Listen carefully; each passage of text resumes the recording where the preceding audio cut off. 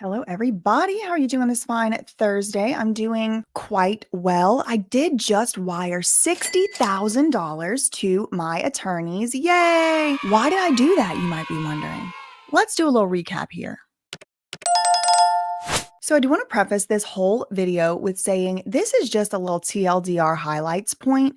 This is not supposed to be the whole full thing because let me tell y'all, I'm going to give you a little teaser right here. Next week, I'm going to be doing at least one full day long fundraiser. And I'm going to be live pretty much the whole day. I'm going to try to do 6 hours, who knows, maybe more. And we're going to talk about all of the details of this case. We're going to get into documents. We're going to reread some stuff. We're going to look at some never before seen body camera footage. We're going to look at some clips that I have not shown y'all before that are in the public record. It's going to be a huge party celebrating that I continue to win and I continue to be prosperous and I continue to succeed. Amen. There it is. There it is. Hashtag God's favorite. But for the purposes of this video today, I just wanted to give y'all a brief recap of why this unwell woman thought that she was going to sue me in the first place. In order to do that, we got to rewind. We got to go back. We got to get in the time machine and go all the way back to 2022.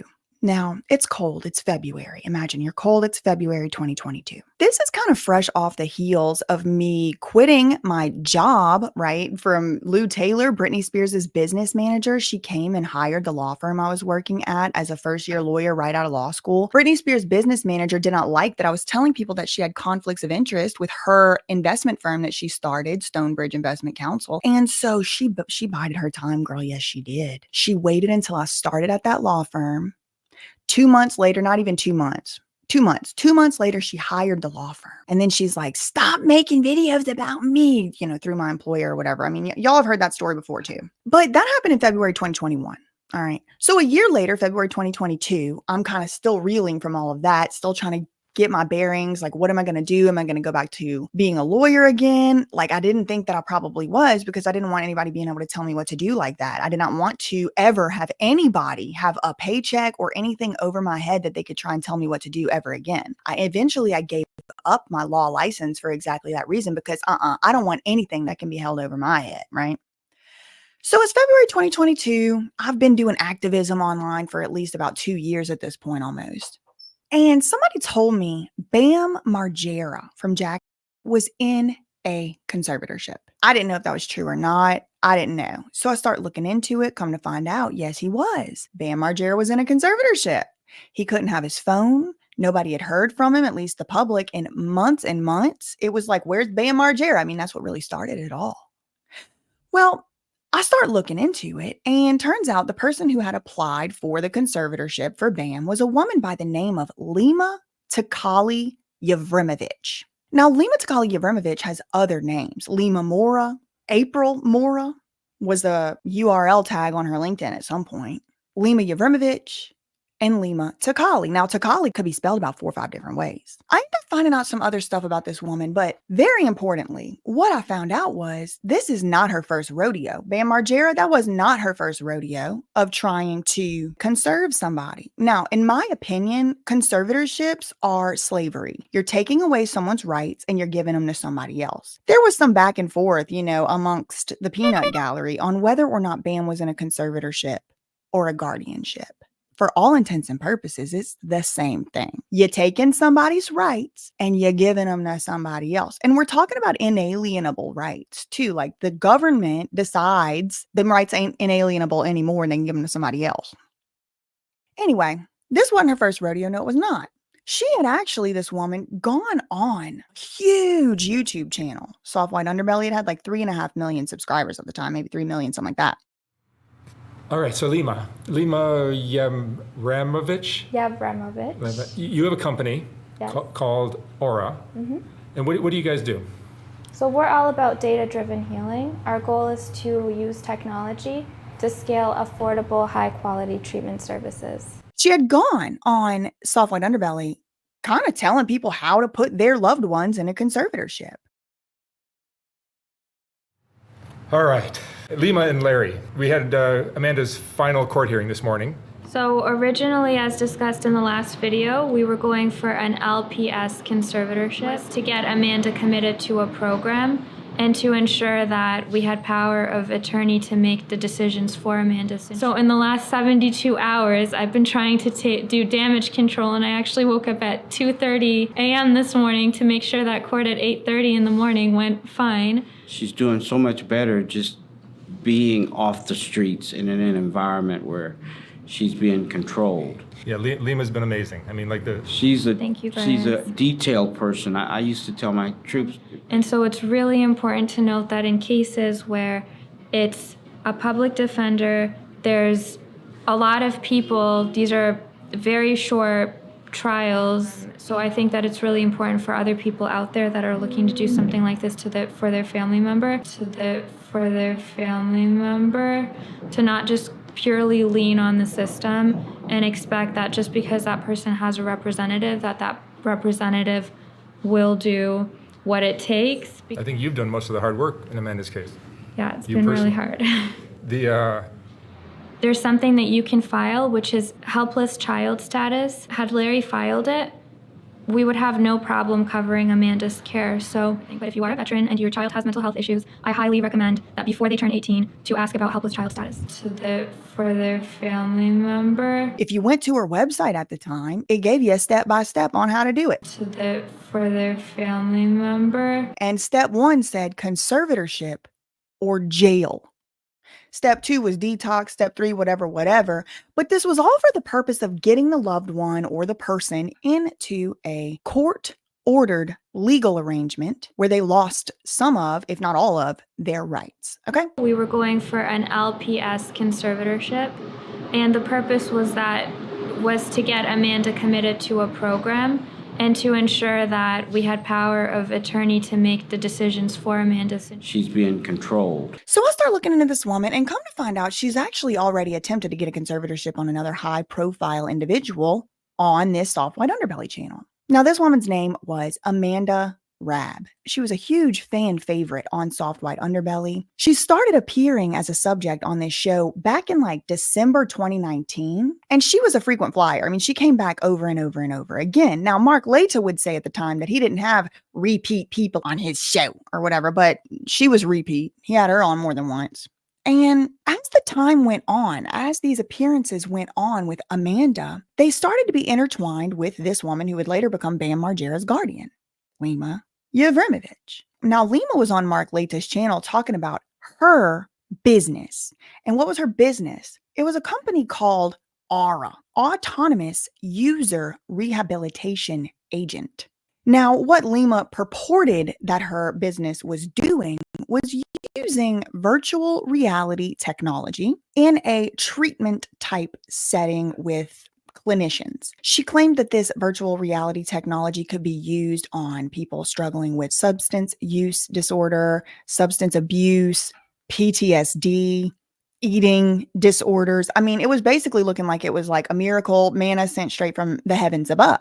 But the more I started looking into this business, the more I realized that the claims that Lima was making seemed to be unsubstantiated in the public record. Like, I looked high and low on the FDA approval website for anything about virtual reality being used for any of those purposes, much less Aura, and I couldn't find nothing. I mean, this was back 2 years ago, right? February 2022. So then I'm like, all right, well, let's look into this girl, Amanda, who used the technology, right? Oh my God!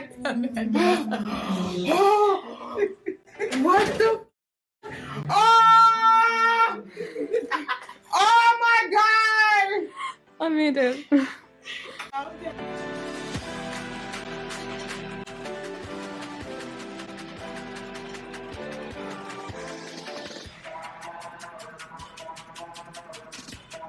Well, Amanda did not survive. She didn't survive for a full year under Lima's care. Now, why didn't Amanda survive? That's my next question. A lot of people say, oh, Lima killed her. I don't think that. That's not what I said. I never said that. I actually wanted to take it from Lima's mouth. Okay, so wouldn't you know, Lima had already put out a video on Soft White Underbelly purporting to tell the public exactly how Amanda died. Here's the video right here. See the title? Amanda autopsy results, Lima?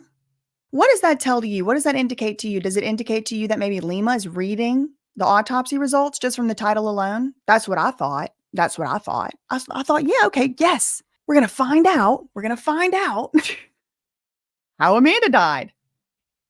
Because it's pretty curious that she died, right? I mean, you wouldn't expect a 25-year-old in rehab, in treatment, who's been in there for months and months and months to just keel over. I mean, I wouldn't expect that. She had passed away. It's been a really, really big shock for us. So, hallelujah, happy day. Here come Lima to read the autopsy results. And then there's more reiteration in the video to lead the public to believe that what she's going to read is the autopsy results. Like at the beginning of the video, the host of the channel, Mark Leta, says, "So Lima, we finally got Amanda's autopsy results." All right, Lima. All right. Welcome back again. Thank you. Thank you for having me. We haven't seen you in a while. Yep. So we finally, after how many months now? It's been like... It's been since 9 months or something? April, May. So we have the autopsy results for Amanda. Yes, we do. Then they had to wait. Well, we had to wait. It's been 6 months, 7 months since April, since May. Yeah, they had to talk about how it's taken so long to get the autopsy results. It just took so long. Which just came a couple days ago. Tell me what you know. Yeah, so the reason that it took so long is because there was a lot of lack of documentation because Amanda was homeless. And so basically what they used was they did the autopsy, they looked at her medical records, and then Larry and I also sent in your videos to kind of show her condition from the drug use and the beatings that she took. So now finally, 7 months after Amanda died in court-ordered treatment under Lima Yevrimovich's Aura treatment plan.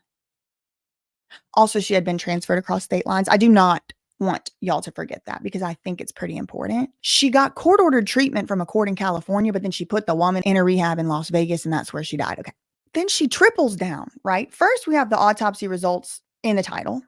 Then we have them talking about why it took so long to get the autopsy results. And then, before she starts reading, Lima goes, "I'm just going to read it word for word of what we got." And so I'm just going to read it word for word of what we got. The cause of death was marked as a seizure disorder. Amanda never had seizures prior to being homeless. And they believe that it was post-traumatic epilepsy. But they couldn't mark it as post-traumatic epilepsy because of a lack of evidence. So now remember, a 25-year-old woman is dead. She's dead. She's gone. She's dead. And now the public wants to know, how did she die?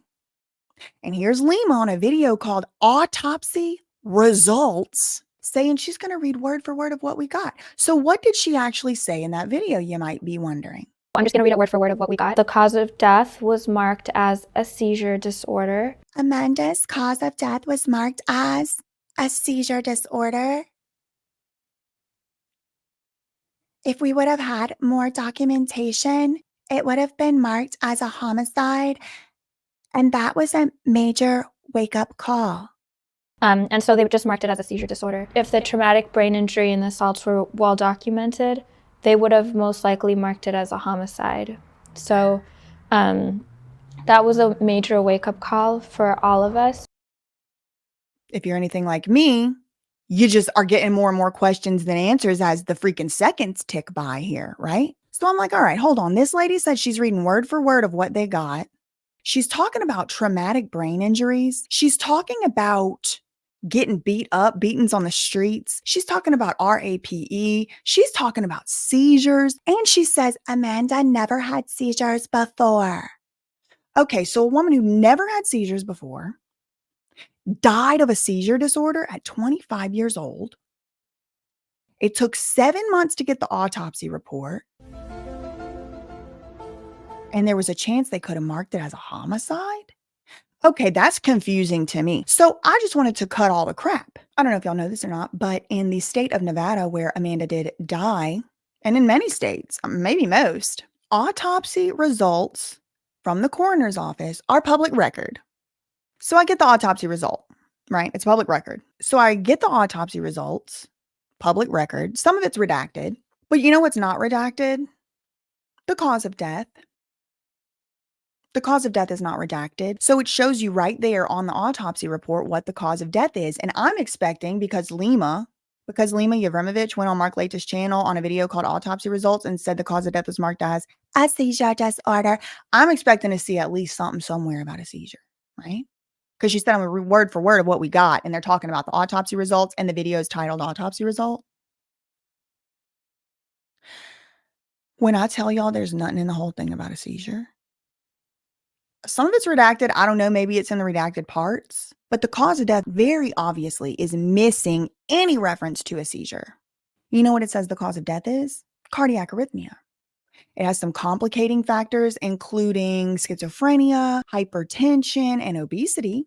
Nothing about a seizure. In fact, there's nothing in there about a traumatic brain injury either. There's really nothing in there about traumatic anything. I mean, they talk about something about her tooth or something, but it's very, very interesting to me. And so at that point, I'm looking at the autopsy report in my hand that I got from the public records request. And I'm looking at the video of Lima and Mark saying we just got the autopsy report finally after so many months, and we're going to read word for word of what we got. And they don't add up. Okay. The cause of death was marked as a seizure disorder. And then I start asking myself questions like, who would be in the best position to know this information? Probably Amanda's healthcare guardian, probably the person who got the court's order to put Amanda in their supervised treatment program, Lima. And so I reached a pretty obvious freaking conclusion. They lied. They lied, in my opinion. Okay. I'm going to read it word for word of what we got. The cause of death was marked as a seizure disorder. I mean, I can't be inside Lima's brain. But I can tell you one thing, she should have been reading word for word from the autopsy result on a video called Autopsy Results when she said, I'm going to read word for word of what we got. And that's not what she did. Now, later she would come out and say it was actually she was reading from an email. I never did see that email. Mark Laita also said and pinned a comment that there was 2 autopsy results. There's 2 autopsy results, and BJ only has the most recent one. Okay, fine. So at the time I was working with an investigation team, somebody from the investigation team did email, and they did say, hey, was there 2? Was there amendments to this? Like, what, can we have all the file? They said, no, there was no amendment. That was the full and total and final report. So I just kept catching them. I just kept catching them saying stuff that just couldn't be verified in the public record. And I said they lied. Because in my opinion, they did lie. It is my strong belief and opinion to this very day, she lied. And to this very day, I had to come out of my pocket so many hundreds of thousands of dollars so far. Thank you, amen, and all of that. Lakshmi, G, Waheguru, and everybody else. Because somehow, some way, I've been able to keep making payments to these lawyers. Now I am still in a lot of debt. I am still in a lot of debt. And there's people out here, haters I'll call them, who seek to make me feel ashamed for being in this debt. I'm not ashamed. You can take everything from me. I will never, ever stop. I will never stop looking for the truth. And when I find it, I will never, ever stop telling the truth to the people. Now, this is all coming up today for 2 huge reasons. Number 1, Lima has taken it upon herself to exercise poor judgment yet again by filing a fourth amended federal complaint in the state of New Jersey in federal court. Now, I will let y'all know, over the past 2.5 years, she has attempted to file this lawsuit. Now, again, this is now the 4th time. They all got dismissed. I was victorious and she lost, which is why I'm saying she's exercising poor judgment now, because it's probably the safest bet in the world. It's probably the safest bet in the world. I have been victorious. I have been victorious, and she has lost and failed. Not only has she lost and failed, I mean, her lawsuit filings are full of lies. They're full of slander. They're full of demonstrably false statements, and they're full of statements that have absolutely no evidence. She doesn't even bother to put evidence in there. Now, from the very first moment I ever started reporting on her, I have always said, please, no one attempt to contact her. No one send her a comment. No one send her a DM. If you do that, it is against me telling you not to do that. Why am I telling you what to do? I don't like telling people what to do. But it's because this lunatic has tried to blame me for things that I think didn't happen. I think she's lying. I think she's a liar. But I don't know. I wasn't there. She tries to claim I flew a drone over her house. She tries to claim that I sent people somehow to R-word her sister. I would never do such a thing. And if somebody did do that, they should go and rot in jail. I don't think it happened, but if it did, it wasn't my fault. It certainly wasn't my fault. People got to start taking responsibility for their own actions and their own choices. And that is really what's going on here. Lima has failed to just take accountability for the false statement that she made on Mark's channel. All she has to do is come out and say why she made the false statement, but instead, she's somehow using somebody's money, girl, to sue me. And it would be one thing, y'all, if I was only dealing with this federal suit. But last year in 2023 was the first time that Lima's defamatory, slanderous, and full of lies lawsuit got dismissed. Last year, August 2023. Girl, not 2 weeks went by before she was trying to then get a restraining order against me in California, across the country. So then I had to start defending myself over there. She did not give me notice of it. She was so scared. She needed to do an ex parte restraining order, but she wasn't scared enough to send me notice that it had already been granted and put in place for like 2 weeks, 10 days or something. Not only that, Lima teamed up with known Free Britney fan Brian Kuchar. Isn't it interesting how similar his last name is to Ashton Kutcher? Anyway, Brian Kuchar, it was like a gang stalking operation, in my opinion, because it was like a bunch of stuff happening all at once, and it was meant to destabilize me, but it didn't. It didn't. And now I look good and they look stupid. But Brian Kuchar, at the same time that Lima was filing for her it ended up being ruled a SLAP suit, which is a strategic litigation against public participation. So she got admonished to the tune of about $87,000 for even filing that restraining order in the first place. We'll get to that. At the same time, she was doing her retaliatory restraining order in California, which did get dismissed as a SLAP suit eventually. Brian Kuchar was signing up in the state where he lives in to open a company called That Surprise Witness LLC in Georgia. The name, my trade name, I've been using and going by for four years, or at that point 3 years. He opens a business called That Surprise Witness in Georgia. Then like 2 weeks later, he tries to get a restraining order against me too. So I'm like dealing with these 2 restraining orders, and now I'm having to figure out how to respond to Lima's amendment in the New Jersey federal court. All this is happening without them giving me really the proper notice. I mean, it's like at the last second. And then they had this lunatic process server coming to my house, banging on the door at all hours of the day and night. I mean, it was a Saturday at 6 o'clock, 7 o'clock at night. I have videos of this woman. And during our fundraiser next week, I'm going to show y'all the brand new footage of her, never before seen. And I promise you, it's the last time that she's going to be on my property without the police showing up. Yes, it is. Linda Sharkey. Yes, it is. From Harris Investigations. Yes, it is. So that all happened last year. All right. So I cried a little bit for a couple days, and then I got to it. Successfully defended myself and my right to free speech in California with the anti-SLAP statute in the state of California. Successfully was awarded some of my attorney's fees. Now, in that case alone at that time, I mean, it was over $100,000. It was like $120,000, like, to be conservative. And this is after my lawyer discounted his hourly rate by like almost half. Okay. Like, if my lawyer didn't discount his hourly rate, oh my God, I would have had so much more. Thank God. Thank God. The Brian Kuchar one was so flimsy that it never even got granted in the first place, even temporarily. And it just got dismissed. It just ended up getting dismissed. Now, interestingly, the lawyer that represented him, Jay Abbott, in that case that I won, he was in the Young Thug trial representing one of the Young Thug co-defendants. Anyway, so yeah, that first New Jersey federal suit was filed, and then it ends up getting dismissed August 2023. Pretty much weeks later, now I'm having to fight 2 different fraudulent, phony restraining orders, which I did eventually defeat both of them. So then you might think, okay, look, listen, Lima Dunn lost the first lawsuit in New Jersey. The judge gave her mercy and said, look, I'm paraphrasing here, but this lawsuit is so poorly done. Like, there's no way that you even finished it. So let me dismiss it without prejudice, just like give you an extra chance to, like, I guess, say whatever you need to say in here, girl, but no, it's going to be getting dismissed on at least 2 grounds. Okay. So she's over there, tinkering away at that. She files her amendment. I filed a response. I successfully defeated her in court on the anti-SLAP round 1 in California. I successfully defeated Brian Kuchar in Georgia, round 3, I'll call it.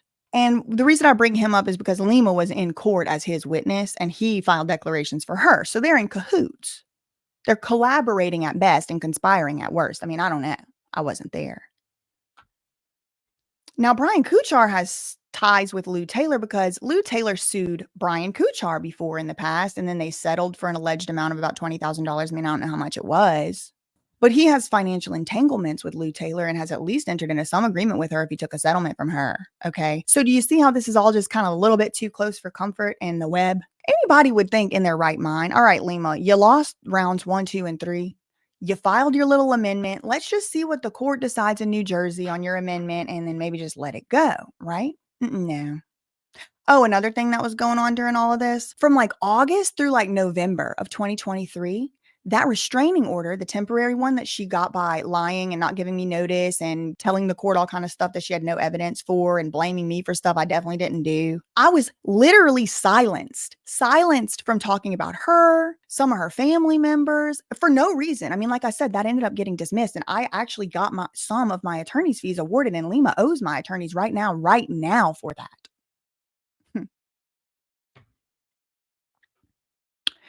Lima did not quit. No, she did not. No, she did not. Back in August again of this year, it's like deja vu. It's deja vu. We're back again, August 2024. Lima's lawsuit in New Jersey, this time, the second time the judge has considered it. Dismissed again. Dismissed again. Dismissed again. Now, at the same time as all of that's going on, Lima has orchestrated with her sister, one of them, the other one seems to be missing. I don't know where she is. One of her sisters to then try and get a restraining order in a different county, Orange County now. This was just a few months ago. I haven't even talked about that lawsuit on here, but I will. We're going to talk about it during the fundraiser. And so in August, I do not know why, but the court in New Jersey gave Lima another one final chance to make her point about this supposed alleged harassment and defamation that I supposedly allegedly did to her, which I certainly never did, and I do not encourage and I do not endorse. You know what I did do? Called out the not true statement that she made. And I told y'all about it. I relied on a public document to tell you that something that somebody told y'all wasn't true. Okay? It is demonstrably false that Amanda Rab's cause of death was marked as a seizure disorder. It is false. It's a false statement. On the autopsy results, Amanda's cause of death is marked as cardiac arrhythmia. So Lima just filed it. I mean, I'll pull it up right now. Now, just so y'all are aware, to respond to one of these, such type of 164-page documents, it costs anywhere between about $25,000 to $60,000, $75,000 in legal costs, fees, lawyer fees. And this is the point. This is their point. The process is the punishment. This is going to be the third time I've had to respond to these same false, defamatory, slanderous allegations in the same court in front of the same judge. The third. We're not talking about the 3 restraining orders in California I've had to pony up the money to fight. We're not talking about the Brian Kuchar restraining order failed attempt in Georgia. No, we're not talking about that. Now, there was a lawyer on this case, Neville Johnson, a celebrity defamation attorney who I guess for some reason don't want to be associated and affiliated with this no more. One thing I find to be very interesting is Lima owes my lawyers money on the books and the record, and she's acting like she don't have no money. She's acting like she's broke. She's acting like she's about to go bankrupt or something. She's acting like I have financially ruined her. Okay. Now, I already told y'all, for me to respond to this, I can already tell you how much it's going to end up costing because now this is going to be the 3rd time I've had to do it. Just for the Dahlia Takali one, I mean, it's like $50,000. I'm spitballing here. I mean, it might be 42 or something, but it's in the range of that much. I'm just, guesstimating here. I can tell you one thing. This morning I did wire $60,000 to the attorneys. Yes, I did. But Lima's saying that she's so broke she can't afford to pay Filing fees. She can't afford to pay a filing fee. She's so broke, she can't afford to pay a little measly $10,000 in sanctions. That's another thing too. Not only did she get anti-slapped, where she has to pay 87 something thousand dollars to my lawyers, she also got sanctioned for that second attempt at the restraining order over there in California. Sanctioned 10,000. She's too broke. She's too broke, apparently, according to her, to pay that, which she owes by court order. But she ain't too broke to file this 164-page amendment. How does that work? Somebody tell me. Somebody tell me. How is it she's too broke to pay? Somebody tell me. And y'all know I got an English degree. I'm not a math whiz. How she's too broke to pay a measly little 10,000 sanction to my lawyer, but she ain't too broke for this filing. And look at this guy right here, this Rodney Smalla. That's like the president of a law school. These are big names. These are heavy hitters. All trying to silence me? From what? Saying she didn't tell y'all the truth about how Amanda Rab died? Well, she didn't. And I'm not sorry for telling y'all. I never will be sorry. I never will. I don't know if it's like they got like a prediction machine. They thought I was going to do something that I didn't do. And to be honest, to be clear, and to be fair, I shouldn't have been able to fight this lawsuit. No. If I was calculating on it, I would have said I couldn't. I would have said there's no way I'm going to be able to come up with that much money for sure. Had I been told at the beginning of this how much money it was going to cost, I would have probably buckled. I probably would have, because I would have not been able to fathom making that much money. I mean, this is more money on this lawsuit that's gone out than perhaps I've even ever made in my whole life. I mean, really, I don't know. I have to look. I really would have to do the calculation. This morning, I told y'all I wired 50,000. 60,000. This morning was 60,000. 52 out of one bank and 78 or so out of another. 60,000. So if you would have told me it's going to be like a whole year of salary just to send one payment to your lawyers one time, I would have probably buckled. Now I know firsthand why people buckle. Now I know why people are scared of litigation, because it's not just the litigation. They have a freaking campaign. They have a disparagement campaign. They have, Rabbit, down the rabbit hole news, she'll tell you. She has been on YouTube a long time and she has seen a lot of drama. She has seen a lot of creators get attacked. She has said many times she's never seen anything like what I'm having to go through. Like I told you, I've been physically followed. Physically. They show up on my doorstep at 7 o'clock banging on the door to drop off a 10 days late filing.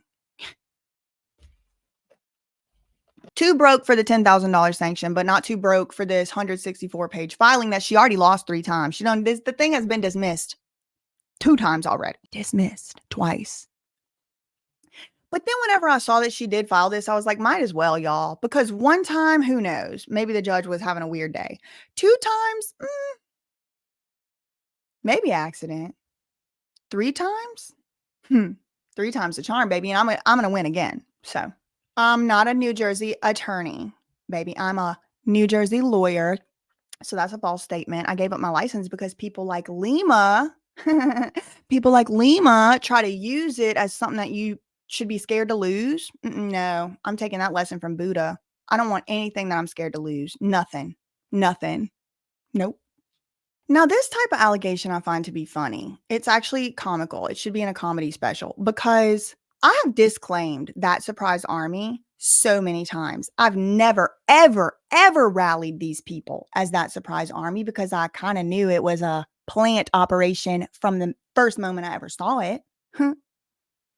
But she says these people in That Surprise Army have targeted, harassed, doxed, and cyberstalked Lima. Okay, first of all, I don't condone that. I don't condone it. I don't approve of it. I certainly didn't tell somebody to do it. But she's saying that these people have done all this stuff. Let me ask you a question. Why she ain't suing them? Does it say Miss Courville targeted, harassed, doxed, cyberstalked? No, it does not. I also didn't do that. But she has people, Brennan Bell, Jamie Gilmore, for example, that literally have gone on record and filed declarations saying they are the ones who did that stuff. I didn't tell them to do it. Actually, I provided evidence in court that showed I told them not to do it. And then they still did it. Okay. Specifically, Brennan Bell went to tour an apartment that Dahlia didn't even live at anymore. So really, perfectly legal. But I didn't tell her to do that. And in fact, when she posted online that she was going to go do that, I DM'd her and said, don't do that. Don't do that. I also put it publicly. Don't do that. I told her in 2 different ways, don't do that. And she's like, oh, haha, I already did it. Okay. So if you have that person giving you a declaration in court that saying, oh, I stalked my name is Brennan Bell. I stalked Lima. Why Lima ain't suing her?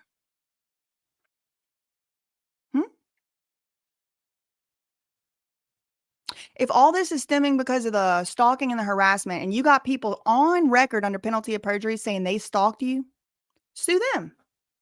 I didn't stalk her. I never would. Never even thought about it. Never even considered it. Actually, I don't want to be anywhere near her if I can help it. I don't want her demons getting on me. I don't want her germs. I don't want her demons. I don't want her bad vibes. I don't want her aura, if you know what I mean. No, I don't want to be by her. But look, this is just, it's just full of this. And I have many theories as to why this is going on, as to why she would rather come after me than the people who have admitted they did stuff, as to why she's on camera, calling Jamie Gilmore, one of these declarants, during a live stream.